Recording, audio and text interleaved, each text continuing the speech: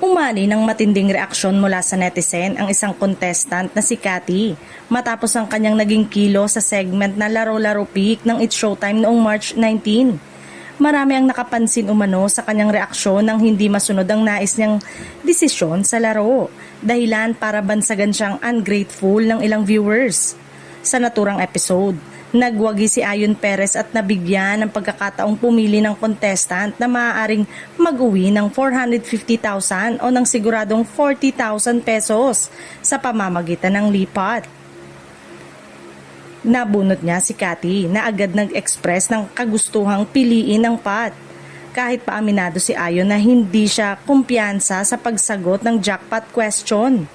Mas naging kapansin-pasin ang sitwasyon ng pati ang anak ni Cathy na si Misha ay nagpahayag na hindi umano sapat ang 40,000 pesos para sa kanila.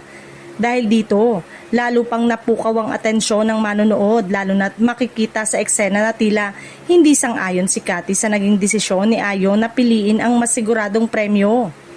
Sa kabila ng pressure, nanindigan si Ayon sa kanyang desisyon at pinili ang lipat na nagresulta sa pag-uwi ni Cathy ng 40,000 pesos.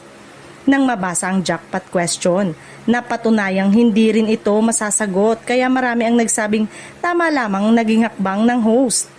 Kasunod nito, bumuhos ang komento ng netizen sa social media. Marami ang nagsabing dapat ay nagpasalamat na lamang ang contestant sa halagang kanyang nakuha. Habang ang iba naman ay nadismaya sa umano'y ipinakitang reaksyon at body language nito sa harap ng kamera. Sa ngayon, hinihintay pa ng publiko kung magbibigay ng reaksyon ng pangunahing host na si Vice Ganda, kaugnay sa naging issue. Samantala, patuloy namang pinag-uusapan online ang naturang eksena na nagsilbing paalala sa marami tungkol sa kahalagahan ng pagiging kontento at mapagpasalamat sa anumang biyayang natatanggap.